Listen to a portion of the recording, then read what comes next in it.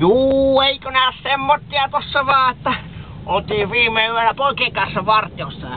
Löydettiin tommonen venäläinen tiedustelija tuolta, otettiin kiinni ja aluksi pistettiin se eka tiskaamaan ja sit laittaa ruokaa ja sitten pystyt laittaa vähän kuivia ja korjaa teltan navea ja laittaa telttakin pystyyn siihen samalle. Ja sitten tuli poikien kanssa semmonen idea, että ei jumalauta, että annetaan nyt kaikille mahdollisuus. Ja me sitten päätettiin, että niin kuin Matti Nykänen sanoi, että jokainen mahdollisuus on chanssi. Ja päästettiin pakoon ja annettiin 2 minuuttia aikaa. Ja nyt on sitten 0,5 minuuttia kulunut ja siinä se paino. Me ei ainakaan jaksa odottaa enää yhtään. Laittaa näin.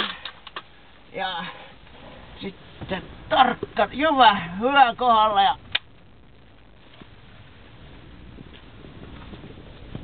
PAM!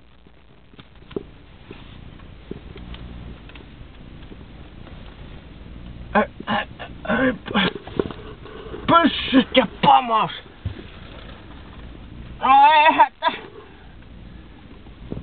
tää nyt tää pitää mennä. Voi jumalauta! Vittu! Mä en kyllä kestä enää yhtään mikään. Mä en kotiin.